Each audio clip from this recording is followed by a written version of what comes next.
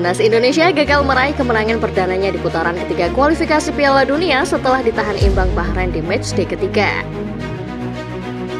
Laga yang berlangsung di National Stadium Bahrain itu berakhir dengan skor 2-2.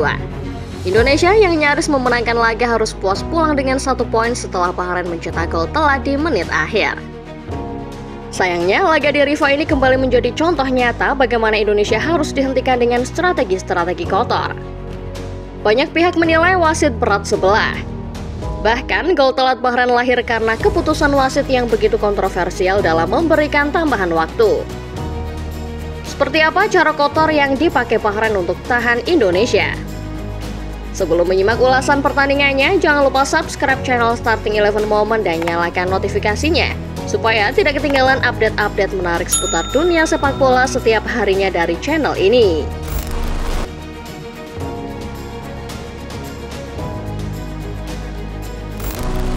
Bahrain versus Indonesia yang merupakan lanjutan matchday ketiga putaran ketiga kualifikasi Piala Dunia Zona Asia Grup C adalah laga yang menarik. Pasalnya di laga ini Timnas Indonesia sedang berusaha memburu kemenangan perdana. Pasukan Garuda menargetkan poin penuh di laga ini guna mempertahankan asa lolos ke fase berikutnya. Satu lagi hal menarik dari laga ini adalah soal wasit. Sebelum kick-off, terkonfirmasi bahwa wasit asal Oman Ahmed Alkaf akan menjadi wasit yang memimpin pertandingan. Walau termasuk wasit senior dan kenyang akan pengalaman, banyak pihak yang meminta Indonesia hati-hati. Pasalnya, wasit 40 tahun yang satu ini kerap memberikan keputusan-keputusan kontroversial di pertandingan-pertandingan yang ia pimpin.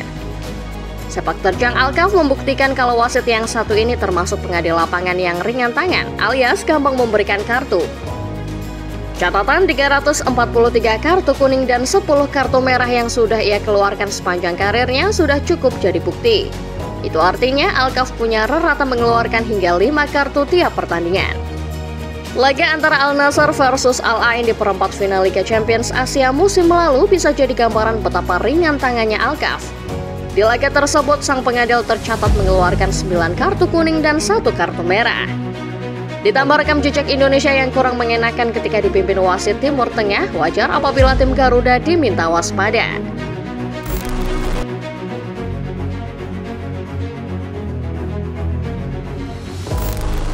Secara garis besar, permainan Indonesia dalam laga melawan Bahrain tidak bisa dikatakan bagus. Namun, permainan pasukan Sintayong setidaknya berhasil membuat Bahrain kewalahan meladeni mereka. Indonesia bahkan hampir membuat Bahrain menahan malu di hadapan para pendukung sendiri dengan kekalahan 1-2 di National Stadium. Bahrain yang tampil di hadapan pendukung sendiri berusaha mencuri gol lebih dulu. Upaya anak asuh Dragan Talachik pada akhirnya berbuah hasil pada menit ke-15. Sepakan bebas, Muhammad Marhon membentur Mistar Martin pas dan melewati garis gawang. Bahrain memimpin 1 bola. Jelang turun minum, Indonesia berhasil samakan keadaan lewat gol yang diciptakan Ragnar Oratmangun. Diawali umpan crossing Ivar Jenner, bola membentur debutan tim Garuda Mes Hilgers dan mengarah ke kaki Oratmangun. Pemain bernomor 11 itu langsung menyambar bola dan membawa Indonesia samakan keadaan.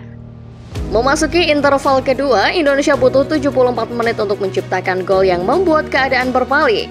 Sepakan placing indah Rafael Strik dari dalam kotak penalti mengarah tepat ke pojok sebelah kiri gawang Bahrain.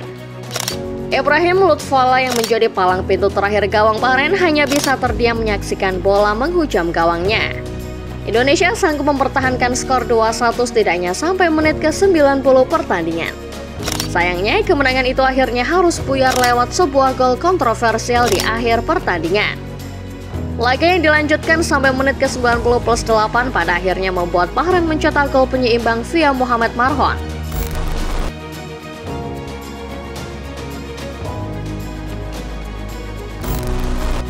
Secara garis besar, permainan Indonesia memang kurang menyenangkan.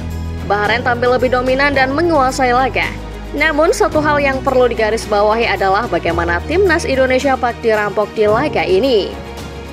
Wasit Ahmed Alkaf terlalu banyak membuat keputusan kontroversial termasuk soal tambahan waktu. Satu laga menunjukkan menit ke-90, official pertandingan memberi tambahan waktu 6 menit. Namun yang terjadi di atas lapangan, wasit baru meniup peluit ketika laga memasuki menit ke-100. Tentu ini menjadi keuntungan buat Bahrain. Karena gol penyeimbang skuad Delmons Warrior lahir di menit ke-90+8, momen saat seharusnya laga sudah berakhir. Mengacu pada law of the game, wasit berhak memberi perpanjangan waktu jika ada momen-momen besar seperti cedera, kondisi sebuah tim sedang menyerang, atau yang lain. Namun dalam laga Bahrain versus Indonesia tidak ada momen seperti itu. Tetapi wasit tetap memperpanjang waktu tambahan sampai 10 menit, meskipun tambahan waktu aslinya adalah 6 menit. Mengacu pada momen yang terjadi, pertandingan seharusnya sudah selesai tepat pada momen serangan balik Witan Sulaiman yang berhasil dipatahkan. Pasalnya pada saat itu para pemain Bahrain sudah membuang bola yang membuat bola dalam posisi netral.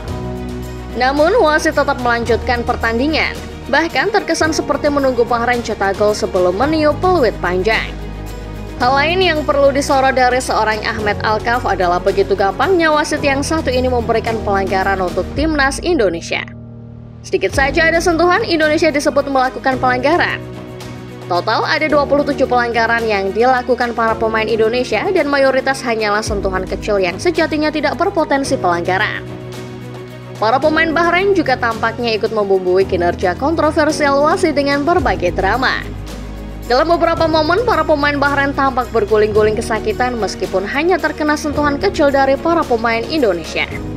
Namun, ketika ada kontak fisik cukup keras dari para pemain Bahrain, wasit justru terkesan abai dan tidak memberikan pelanggaran untuk Bahrain.